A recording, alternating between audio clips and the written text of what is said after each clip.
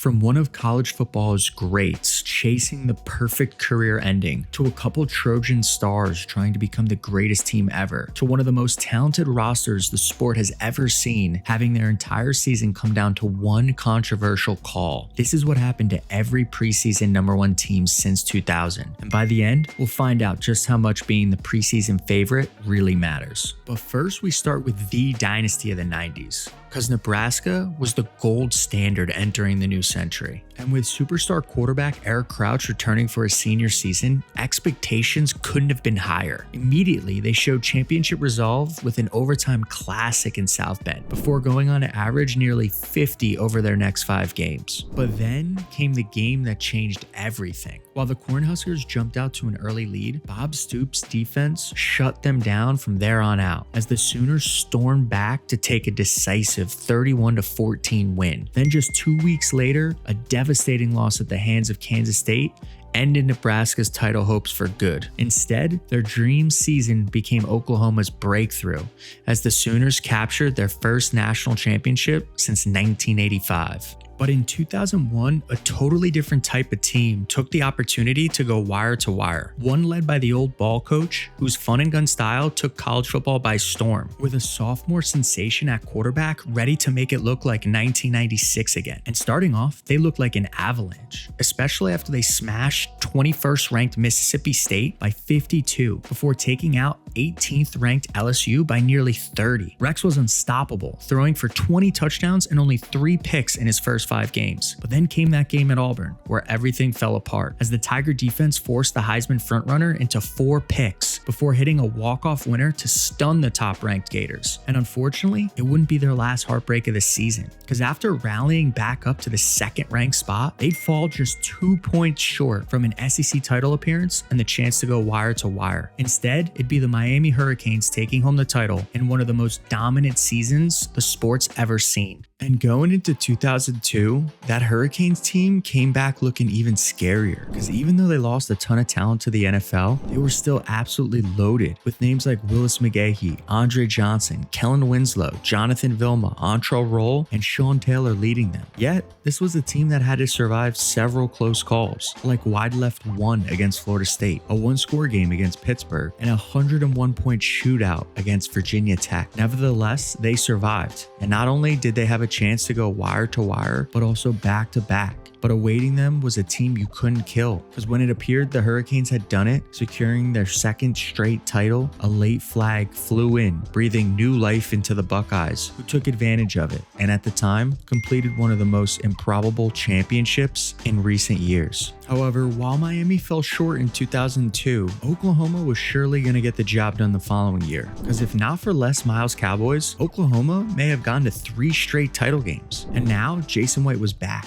The future Heisman winner had Oklahoma looking unstoppable. In a span of just over a month, they dropped 65 in one of the most dominant Red River performances ever. They finally got over the Oklahoma State hump with a 52-point outing, and then beat Texas A&M by 77 points. But then came that infamous night in Kansas City, where Kansas State stunned Oklahoma 35-7, handing the Sooners one of the most shocking conference championship losses in recent memory. Yet up to that point, Oklahoma had been so dominant that they still were selected to play for the national championship. But any debate quickly disappeared as LSU controlled the title game from start to finish, ending Oklahoma's title hopes while leaving controversy in their wake, as USC claimed a share of the 2003 national championship in the AP poll. So 4 years in, and not once did a preseason #1 go wire to wire. But in 2004, that was all about to change, because not only did USC return an incredible amount of talent, but they also had extra motivation to leave no doubt. Yet this team had multiple legitimate scares throughout the season, like the second half comeback they needed against an unranked Stanford team, or the goal line stance to avoid back-to-back upsets at the hands of Aaron Rodgers, and then needing Reggie's brilliance to squeeze out close ones against Oregon State and UCLA. But those close calls didn't matter, because they made it to the title game. And while a dangerous Oklahoma team awaited them, USC put on a clinic, forcing 5 turnovers as they overwhelmed the Sooners 55-19, and finally became the first team to go wire to wire. But for as sweet as 2004 was, 2005 was a chance to make history, because USC had the chance to become the first team ever to go wire to wire in back back-to-back years, and they looked inevitable. Not only was their reigning Heisman winner back, but so was every other major piece of their championship offense, and they came out of the gates storming. Outside of a second-half surge needed against Arizona State, they were blasting teams, averaging 52 points per game. But then came October 15th in South Bend, where their entire season almost ended in a blink of an eye. But thanks to a miraculous fourth down conversion and the infamous Bush push, the Trojans prevailed, riding Reggie's Heisman season all the way to being one game away from history. But waiting in the Rose Bowl was unbeaten Texas, led by Vince Young in one of the most anticipated national championship games ever played. USC led by 12 points in the fourth quarter and appeared to be closing in on another title. But then Young delivered his legendary comeback, capped off with that epic game winner that ended USC's 34-game win streak and crushed their chances at immortality. But for as talented as those Trojans were, in 2006, the Buckeyes looked as sure of a bet as we'd seen. Not only was their offense led by the future Heisman winner, but their defense was also loaded with Sunday talent. And after they blanketed second-ranked Texas in week 2, it was off to the races. In their first 9 games, they allowed more than 10 points only twice. Even when Michigan gave them a run for their money, the Buckeyes offense exploded for 42 to take the game of the century. The last team in their way was Florida, a team most analysts didn't even think belonged on the same field. And after Ted Ginn's opening kickoff, the Buckeye party began. But that would be the full extent of it, because the Gators dominated the rest of the way, as Ohio State became the 4th team to fall just 1 game shy. Now, we all know being a top-ranked team in 2007 was the last place you wanted to be. The whole season was one stunner after the next in the year of the upset. But if we go back to the beginning, it was USC who started off as the top-ranked team for the 3rd time in 4 years. And this squad returned with a great deal of motivation, given what happened in the last game of the previous year. But for as brutal as that UCLA game was, it doesn't come close to the shocker Jim Harbaugh handed them in the Coliseum. USC entered its home game against Stanford as a 41-point favorite, but by the 4th quarter, it was anyone's game. And after Richard Sherman miraculously converted a 4th and long, Stanford stunningly scored a late game winner and one of the biggest upsets of all time. 2 weeks later, Oregon eliminated the Trojans for good, while it beat LSU, who'd go on to survive the most chaotic season in the sport's history. But even those Trojans didn't match the hype Georgia had coming into the 2008 season. They were a team that went on a tear to close out 2007, and coming back was an embarrassment of riches in their backfield, along with one of the most talented true freshman wide receivers in recent memory.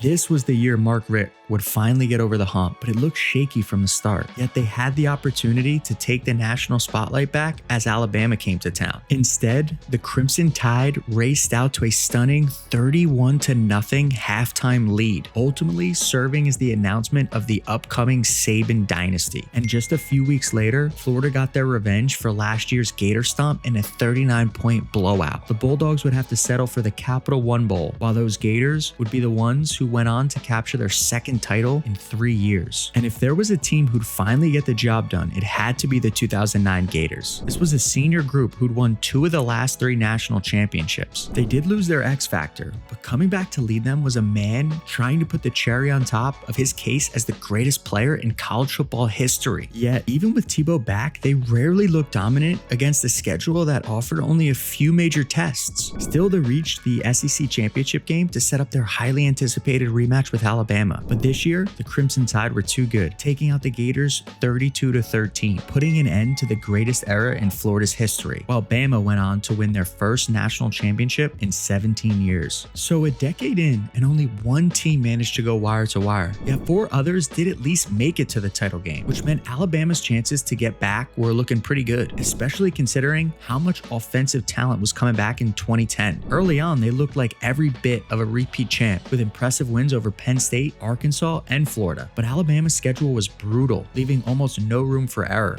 And the following week, their 3rd straight ranked game was too much, as Alshon Jeffrey and Marcus Lattimore put on star-making performances to upset the Tide, followed by a heartbreaking loss at LSU 3 games later that all but killed Alabama's title hopes. But the nail in the coffin had to be at the end of the season, when Cam Newton engineered one of the greatest comebacks in the rivalry's history, leading the Tigers to a stunning 28-27 victory, as he capped off his iconic season with a national championship a couple games later. But for the first time in 4 years, the preseason #1 finally shifted out of the SEC as Oklahoma once again got their chance to go wire to wire. Landry Jones was back after throwing for nearly 5,000 yards the year before. Alongside him stood All-American Ryan Broyles and future NFL speedster Kenny Stills. The Sooners looked ready to make a run after starting off strong. They knocked off 5th-ranked Florida State in Week 2 before blitzing Texas in the Red River Shootout. But then, everything unraveled. First, Tommy Tuberville's Red Raiders stunned them at home. Then Robert Griffin III delivered his Heisman masterpiece at Baylor. And finally, Oklahoma State put on the finishing touches with a 44-10 statement win in Stillwater. Instead, the BCS trophy found its way right back to the SEC as Saban got his second title in 3 years in the first All-SEC BCS National Championship. But after 4 straight seasons without a favorite getting the job done, suddenly USC was back from the dead to try and end the drought, because they got hot at the end of 2011, becoming a BCS buster, and now they were positioned to make a run with their senior leader deciding to come back. Between future All-American Marquise Lee,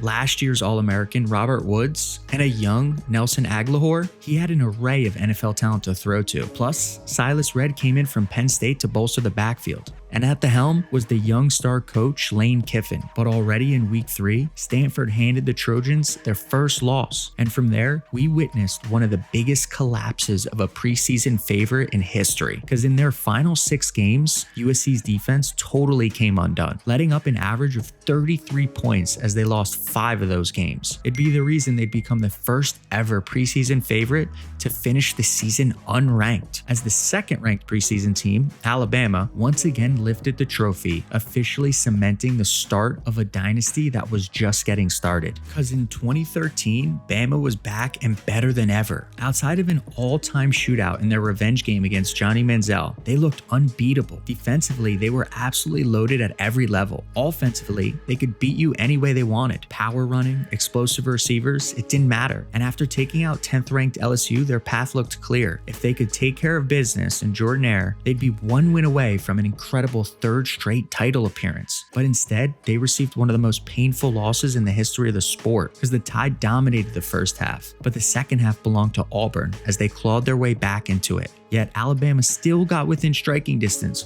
for one last shot to escape with a win. Instead, we all got to witness history. Davis takes it in the back of the end zone. 25-30, 35-40, 45-50, 45. There goes Davis. Auburn's going to win the football game.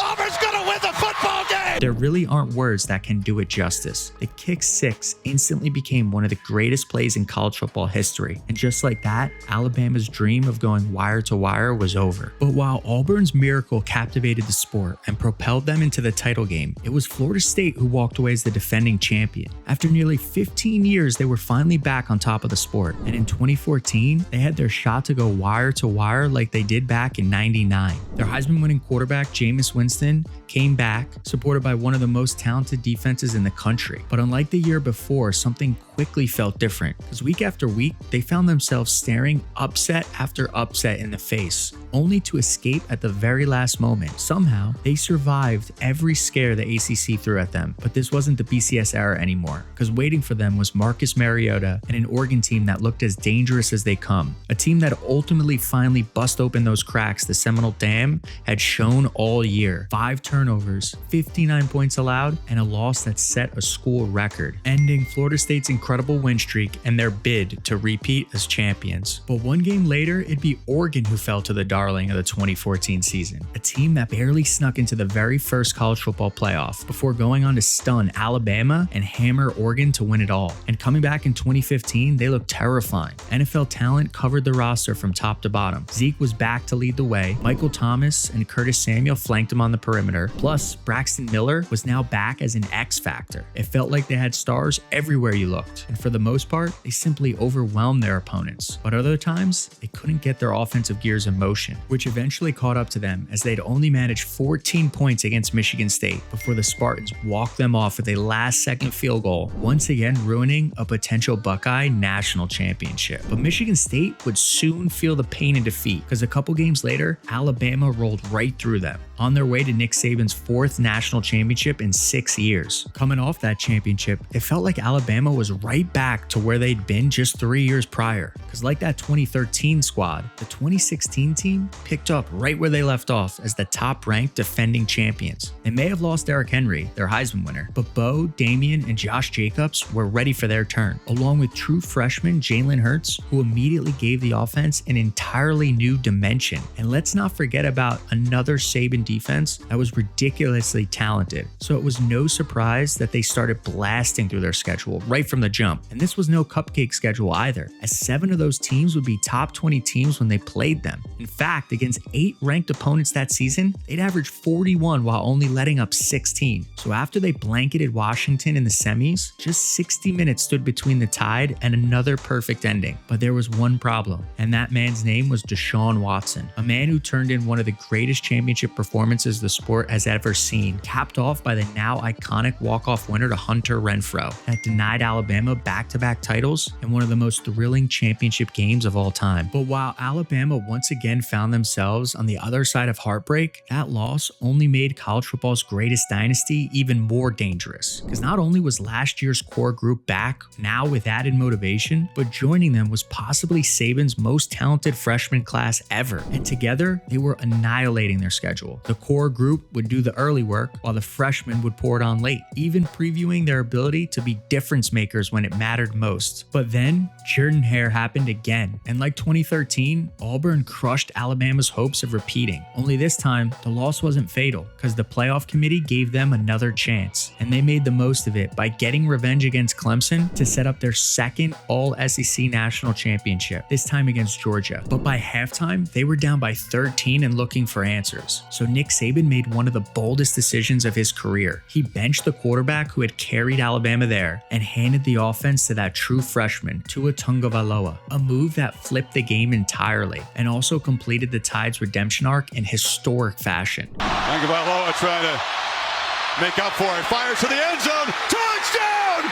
Alabama wins! Because on one throw, Alabama erased the memory of one heartbreaking finish and replaced it with one of the greatest walk-off victories college football has ever seen. So after being only the second team to go wire to wire, Alabama now felt untouchable in 2018. Because with now Tua leading the offense, their passing game exploded. Jerry Jeudy turned into an All-American. Jalen Waddle exploded onto the scene. Henry Ruggs ran right past defenders. And of course, Devontae Smith was blossoming into the star he'd become. Not to mention a four-headed monster of NFL backs behind Tua. And I didn't even talk about the supremely talented defensive unit, one that would shut out Joe Burrow's top 3 Tiger team in Death Valley. It felt like no one could beat this team. But then came that ultra-motivated Georgia team. And for the first time all season, Alabama looked vulnerable. Because not only were they trailing for the first time all year, but they also lost Tua. Luckily for them, Jalen Hurts was still around, coming in to save the day for Tua, just like Tua did for him 1 year ago. So after running through Oklahoma in the semis, it felt like college football was about to crown one of its greatest teams. Instead, Clemson kicked the door down and spoiled the party. Tua and co got completely smothered, while Trevor Lawrence lit it up on the other side, proving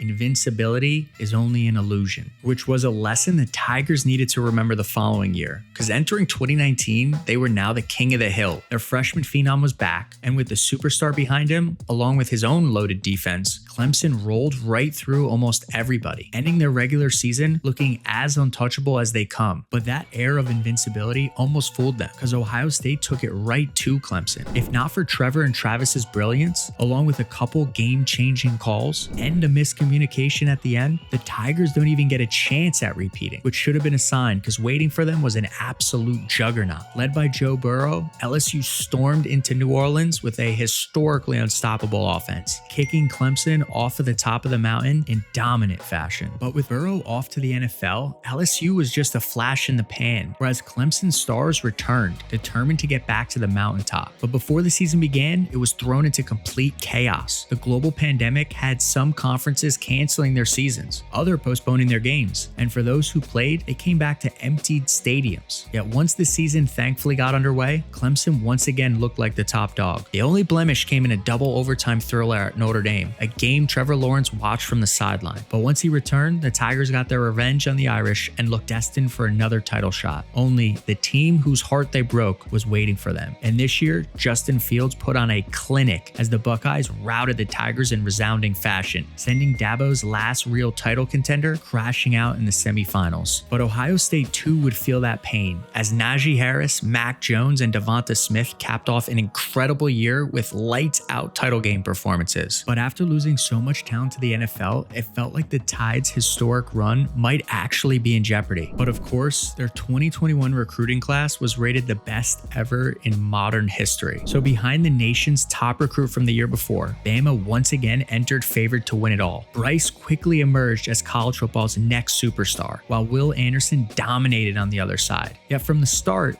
the gap to competition felt much tighter. Before the end of October, the Tide already had their first loss, and throughout the rest of the year, they had to survive multiple one-score games. It just didn't feel like the same sport they once ruled with an iron fist. That was until they stunned an otherwise dominant Georgia team before suffocating Cincinnati in the semifinals. So with just one more win, the Saban era would continue, but instead, a new era planted its roots in the ground because Kirby Smart finally cracked the code, ending Georgia's 41-year national championship drought and finally defeating the man he once learned from. Yet, even though Georgia finally climbed that mountaintop, no one was ready to count Alabama out, with Saban still leading the way. Plus, their top stars came back to finish the job. Bryce Young was back as the reigning Heisman winner. Will Anderson just came off one of the most dominant defensive seasons in history. And they added a transfer named Jahmyr Gibbs, ready to showcase his talents at the top of the sport. But as the previous year hinted, the gap was closing quickly, because a few games after surviving Texas, they barely got past the Aggies, only for the dam to burst open 1 week later in Knoxville, as the Tide fell on a walk-off field goal after one of the greatest games of the decade. And unfortunately, that wouldn't be the last heartbreaker, as just weeks later, Jaden Daniels stunned the Tide in Baton Rouge with a walk-off 2-point conversion. The two losses ending Bama's title hopes by just 4 total points. So with the old era finally behind them, Georgia stood alone atop the sport, because after 4 decades without a title, they suddenly won 2. Entering 2023, they were officially college football's new measuring stick. Even though they lost a ton of talent to the NFL, they were still loaded. But while everyone focused on Georgia for good reason, something much bigger was unfolding across the country. Texas marched into Tuscaloosa and stunned Alabama. Michigan finally looked complete, and Washington was suddenly back in the national spotlight. Meanwhile, Georgia was winning, but didn't have that same aura of invincibility. So for the first time in years, the title race didn't belong to one corner of the country. But going into the SEC championship game, Georgia was still the top dog